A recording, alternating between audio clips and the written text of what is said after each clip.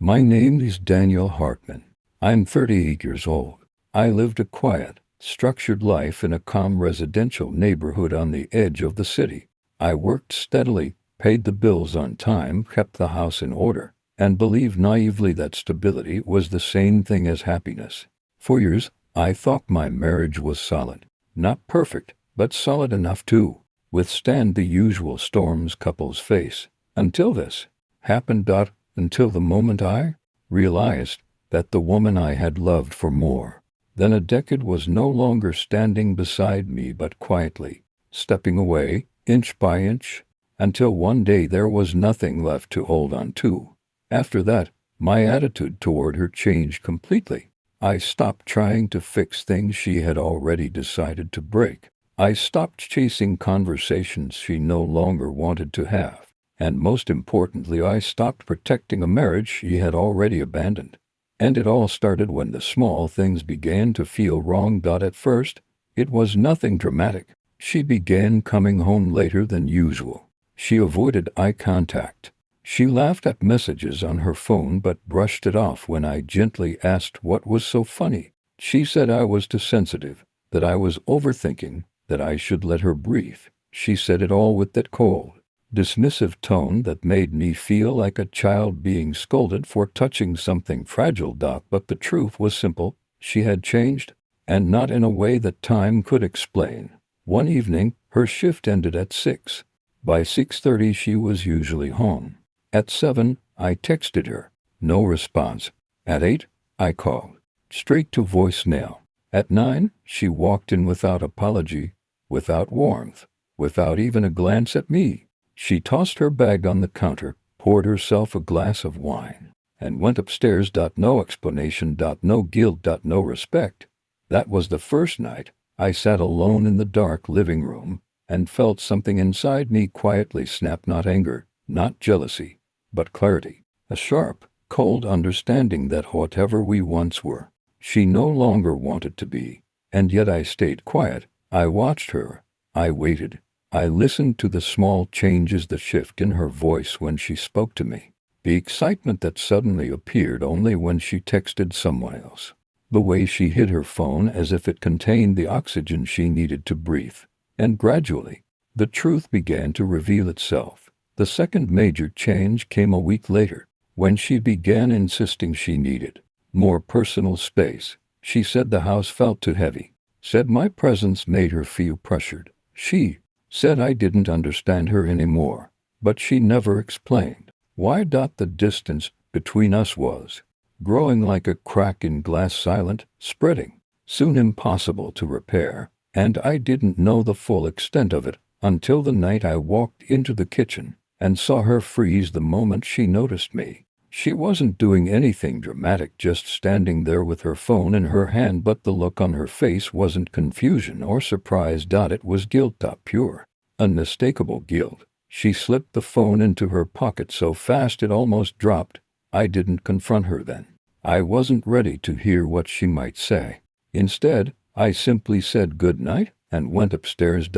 And that was when everything shifted, because for the first time in my life with her, I didn't fall asleep beside my wife. I lay there awake, alert, every instinct I'd ever ignored screaming at me that something was deeply wrong. She came to bed a few minutes later. She thought I was asleep. She whispered into her phone, voice soft, warm, the tone she hadn't used with me in years. Yeah, I miss you too. That sentence hit harder than any argument we'd ever had. I didn't move. I didn't speak. I didn't give her even the smallest sign that I'd heard, because in that moment, something inside me changed forever.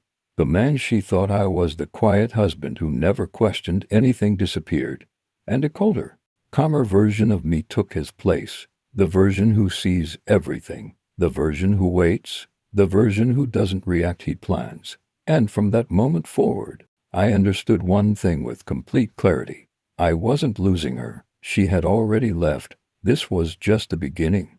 The next morning, I woke up before her. I didn't look at her, didn't try to guess if she'd slept well, didn't wonder whether she dreamed of me or of him. Something inside me had cooled into a quiet, steady determination. I wasn't going to confront her, not yet. Confrontation gives the other person power. Silence takes it away. She came downstairs half an hour later, moving with that restless energy she always had when she was hiding something. She poured herself coffee, avoided looking at me, and said, "You're up early." I just nodded. That unsettled her more than an argument ever could. For years, she had gotten used to me filling the silence, smoothing every rough edge between us, trying to make her comfortable, even when she didn't deserve it. Now the absence of my voice made her shift uneasily. She kept glancing at me as if she were waiting for me to ask where she had been, or why she had whispered into her phone the night before. But I didn't ask. I acted like nothing was wrong. And people who lie hate that more than anything. She left for work earlier than usual that day. She said she had a lot to prepare. I didn't press her. But as soon as her car left the driveway, I opened my laptop. It was time to know the truth. I didn't have her passwords. I didn't need them. What I did have was access to our shared wireless account. Every device connected to our home network left a trail: timestamps, data logs, metadata patterns. The average person never thinks about that. But I wasn't the average husband anymore. It took me only a few minutes to find something off. A number she had been texting late every night for the past 3 weeks. An unfamiliar number. Frequent messages, long messages, sometimes instantly back to back. And always after midnight. I copied it into a search service. Nothing. Burner phone. That, more than anything, confirmed what I already knew. But suspicion wasn't enough, not for what I was planning. I needed evidence so undeniable that it would destroy the image she worked so hard to maintain. She had always cared about reputation more than honesty. She cared about how people saw her more than how she actually behaved. And ironically, that was going to be her downfall.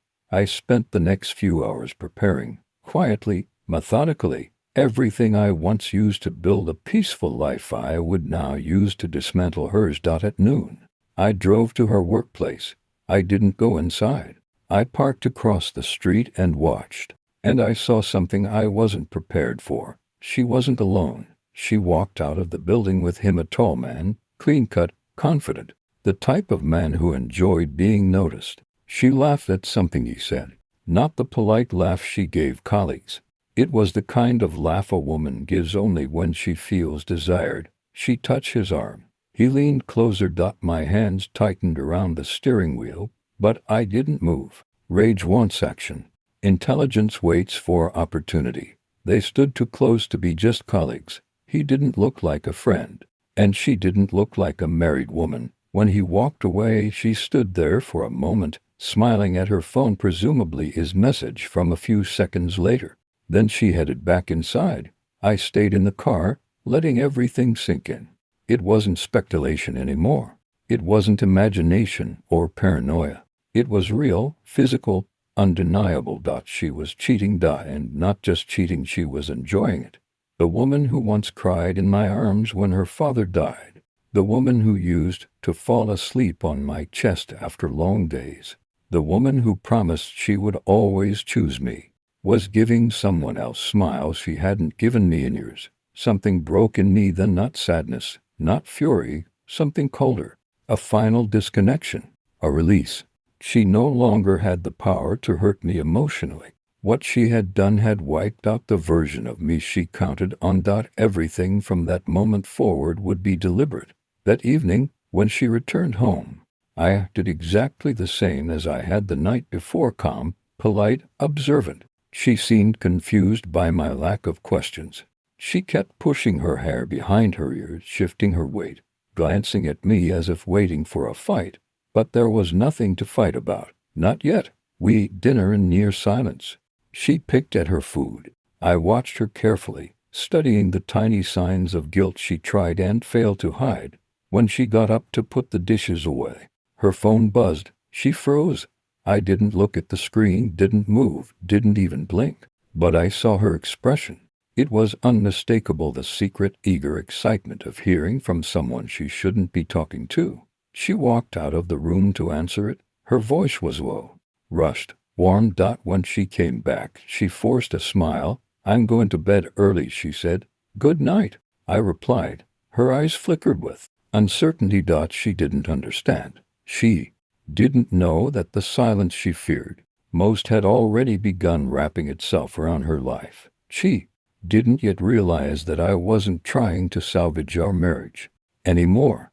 I was preparing to dismantle every lie she had built. And when the truth finally surfaced, it wouldn't just expose her. It would change everything she depended on, everything she took for granted, everything she thought she controlled. This wasn't heartbreak anymore. This was the beginning of consequences. The next morning felt different, not because anything had changed externally, but because I had. There was a clarity in me, a steadiness I hadn't felt in years.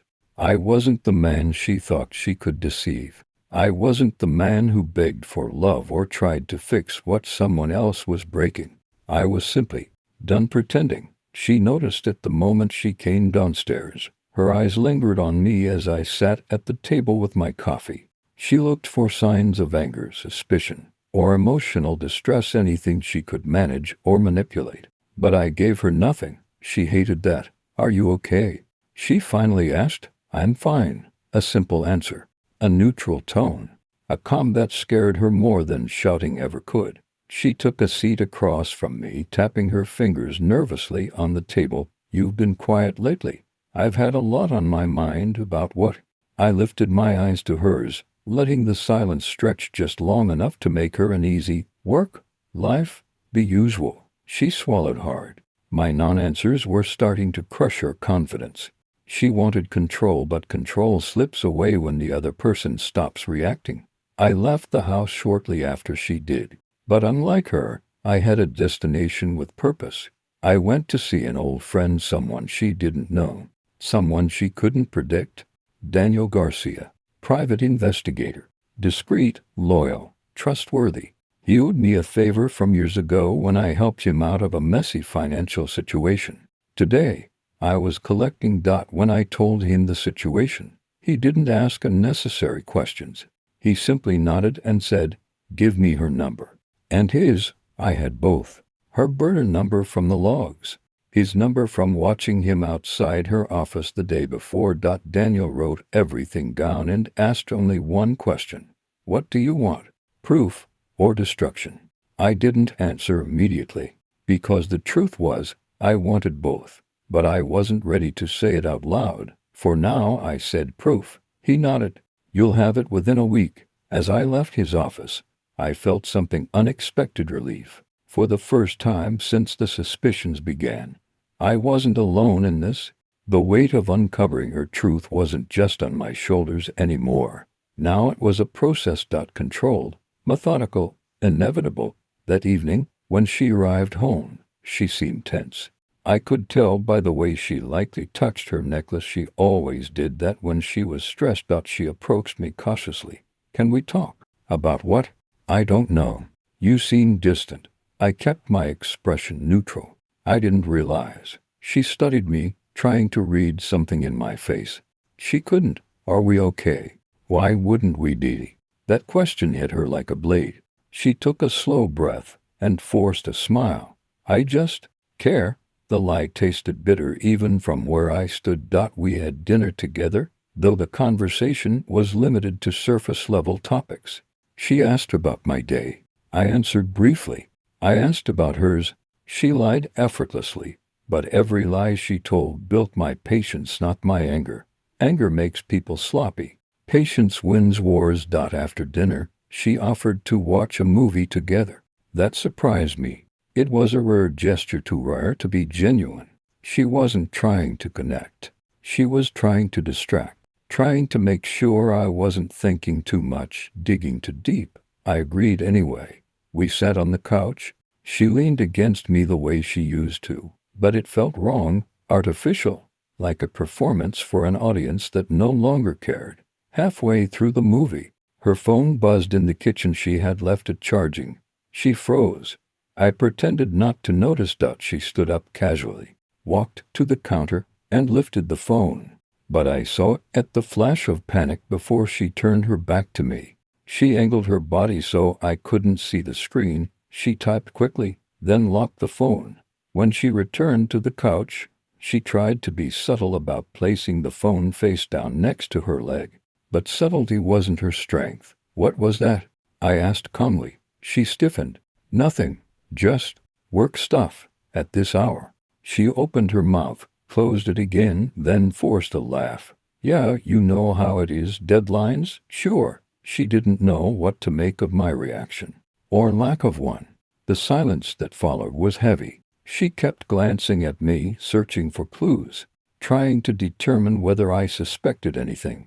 But I gave her none. She didn't know that Daniel was already pulling the first threads of her web of lies. She didn't know that the man she was texting had already been identified. She didn't know that everything she thought she was hiding was already slipping through her fingers. Later that night, as she slept beside me, I lay awake staring at the ceiling. I wasn't thinking about her affair anymore, not the emotional sting, not the betrayal, not the humiliation. Those wounds had already started to numb. What I was thinking about was timing, because exposing someone is easy, but dismantling their entire narrative slowly, precisely, painfully, that requires strategy. And I was done being the man who reacted. Now I was the man who planned. And she had no idea how close her world was to collapsing. The next 48 hours unfolded like the quiet before a storm, still on the surface, but heavy underneath. She moved around the house with a kind of jittery caution, watching me the way someone watches a locked door, hoping it stays closed yet fearing the moment it opens. She didn't know the door was already open. She didn't know I had stepped through it days ago. On Wednesday morning, she tried harder than usual. She made breakfast, something she hadn't done in months.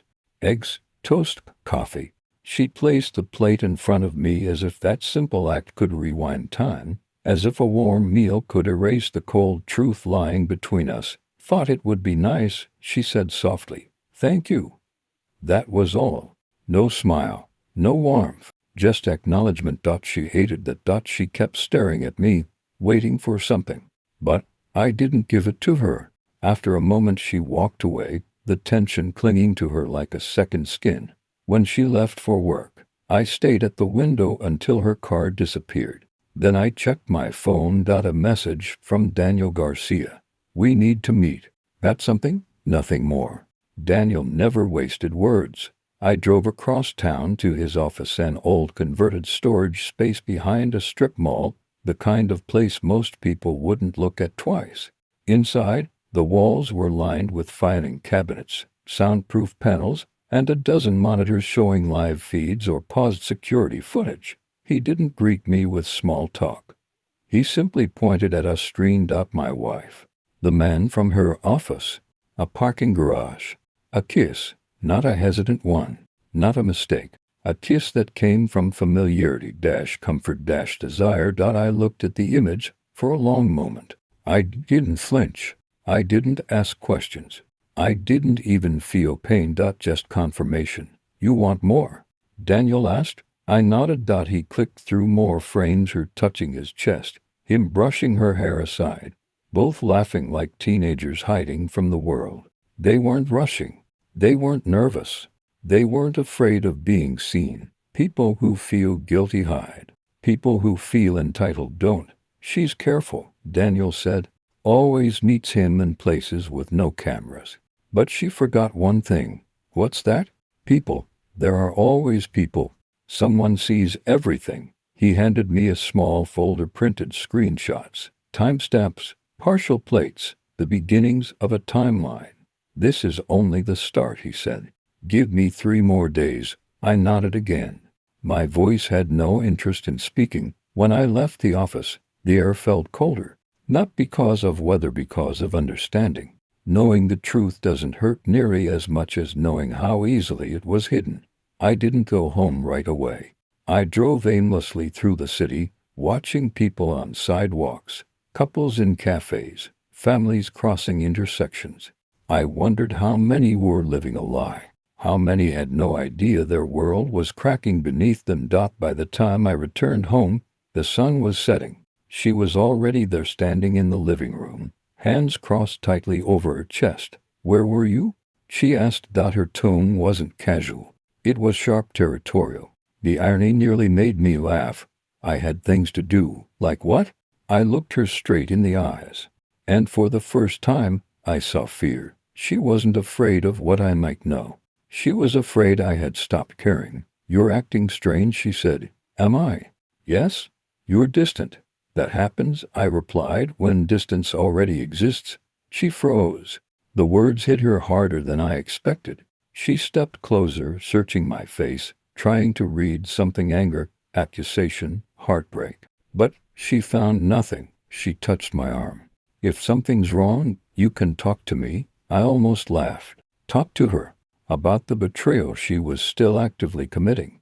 But I kept my expression calm. "I'm fine," I said. Her hand dropped. She looked shaken. That night, she showered before bed. I heard her phone buzzing on the counter. Another message.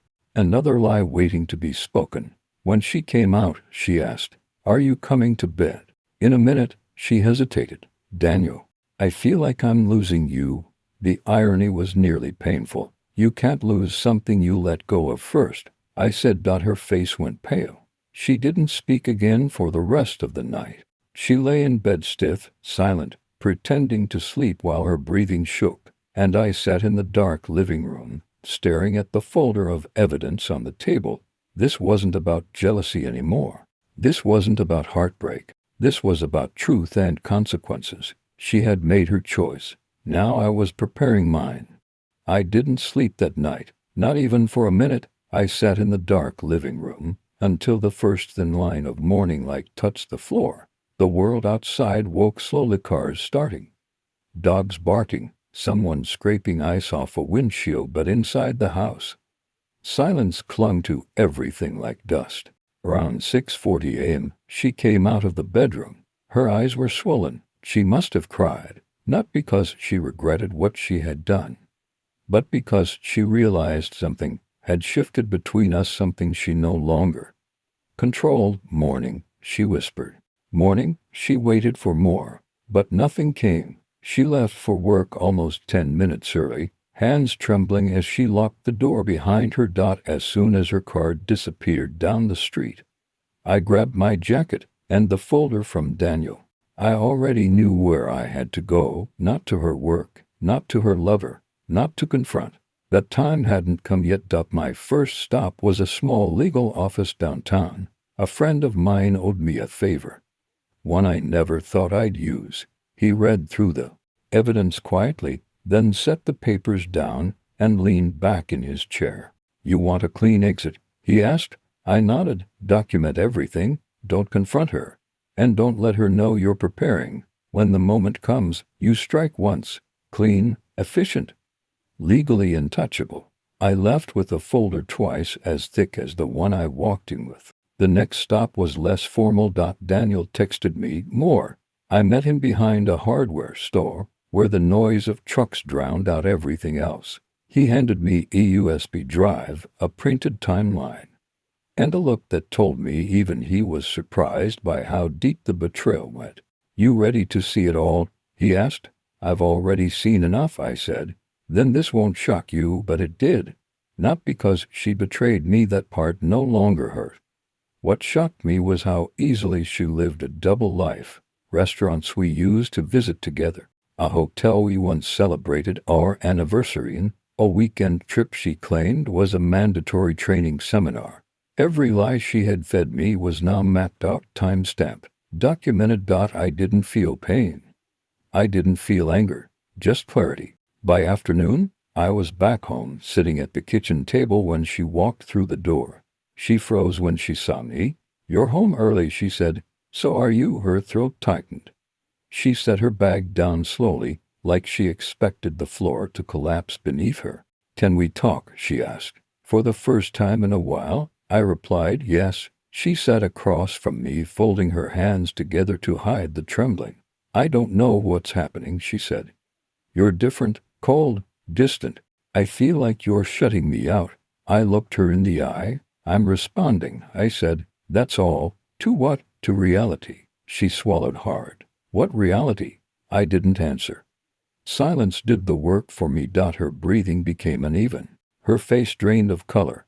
She stared at me like someone watching the edge of a cliff crumble beneath their feet. Daniel, she whispered, do you think I'm lying to you?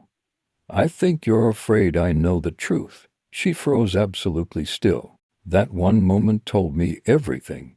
Guilt speaks without words. Before she could gather a defense, her phone buzzed on the counter. She flinched, not a normal reaction. Not a casual glance, a full-body jolt of panic. I didn't move. I didn't ask who it was. I simply watched her. She forced a smile. It's just probably work. Or, the phone buzzed again. She didn't pick it up. Cowardice always reveals itself. She stood abruptly. I'm going to shower. She practically ran down the hallway. I waited until the water turned on. Then I took her phone from the counter, placed it on the table, and didn't open it. I didn't need to. Everything was already documented, saved, recorded. When she came back out, she saw the phone on the table and touched exactly where she knew she left it. But the message was still there on the screen. She saw it. She knew I saw it. Her knees almost buckled. I can explain. You don't need to explain, I said calmly, standing. You need to pack. She stared at me, shocked. What? You heard me. Her lips trembled. Daniel, please let me talk. Let me just. It's too late. Her breath hitched. Tears pulled in her eyes. You don't understand, she whispered. I didn't want to hurt you. You didn't want consequences, I corrected. But life doesn't work like that. She covered her mouth with her hand as tears fell. Daniel, please. I'll fix this. I'll end it. I'll do anything. Just don't leave me. I looked at her for a long moment. You already left, I said quietly. You just didn't notice it. She collapsed into sobs, sliding down the wall, begging through tears that no longer moved me. Her pain didn't heal anything. Her regret didn't matter anymore. Because betrayal doesn't get erased by guilt. It gets remembered. And I remembered everything.